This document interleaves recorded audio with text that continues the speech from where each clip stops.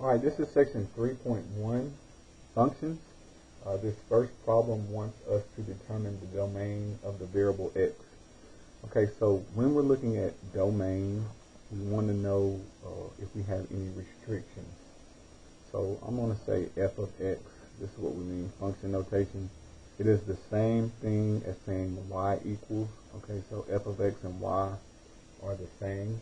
Alright, so this function we have x minus 9 on the top, and then we have x plus 84 on the bottom. Alright, the domain, there are three scenarios that cause you restrictions. So if you have f of x equals to some function where we have something on the top, something on the bottom, you focus on the bottom, whatever makes the bottom 0. So you take the bottom, set it not equal to 0, and solve your bottom. Whatever makes x 0 is going to be out of the domain. So that's the case we have here. This is case number 1. There's a second case. If we have some function of x and it is equal to some square root expression, whatever is under your square root, we cannot take the square root of a negative number. So you take the expression under your square root and you say that this has to be greater than or equal to 0. And this is your domain. Okay, so this is referring to your domain. So whatever is under the radical, you set it greater than or equal to 0, saying that it has to be positive, and this will define your domain. Alright, third scenario, which you won't see very much, but it is possible. Now, I should mention, not just any radical or root. It has to be an even. So this has to be even.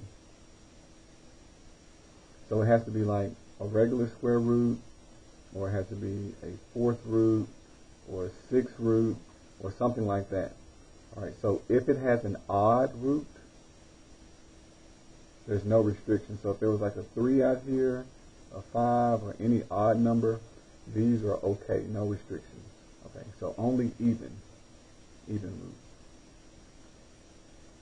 And note that a regular square root or a regular radical is understood to have a 2 here, but they never write the 2.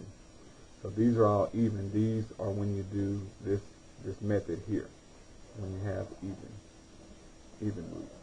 Odd root is okay. So you have 1. If you have a fraction, if you have a square root, you're going to have a restricted domain. And then last, if you have a log of some base b of a. Okay, whatever you are taking the log of, this has to be greater than 0. So that will be your restrictions here whenever you're dealing with logarithms, which we'll see later on in the semester. Otherwise, okay, domain is all real.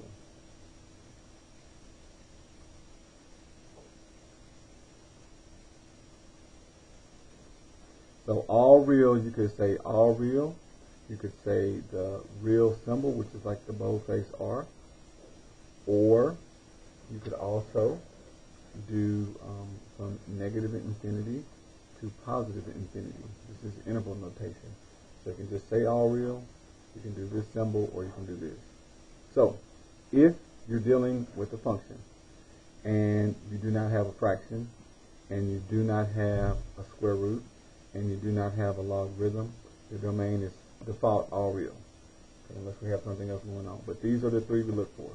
In our example, we have a fraction. So I focus on the bottom solely, and I say my domain, x plus 84 cannot be equal to 0. Important because we cannot divide by 0. Whatever makes the bottom 0 causes a problem. So when we solve for x, we subtract 84 from both sides, and then that leaves us with x cannot be equal to negative 84. So here's your domain right here, which means that every number on the number line works except for negative 84. So if I did a number line, and you want to write this in interval notation, which sometimes you might have to, 0 is here, negative 84 is going to be somewhere on the left. This goes toward negative infinity. This side goes toward positive infinity. The only number on this number line we cannot use is 84. So it kind of breaks this number line into two pieces.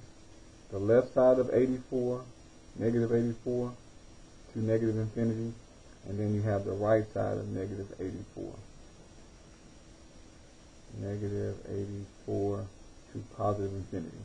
So this saying not equal to 84 is the easiest, most efficient way to write it. Sometimes you will ask to write it in interval notation, and if so, you would write it like so. You would say negative infinity up to negative 84, and then close, and then union, and then you say negative 84 to infinity, positive infinity, which I'm running out of room, but like this, okay? But in all intents and purposes, this is the way that we want to write this first answer. So we're going to just type in negative 84.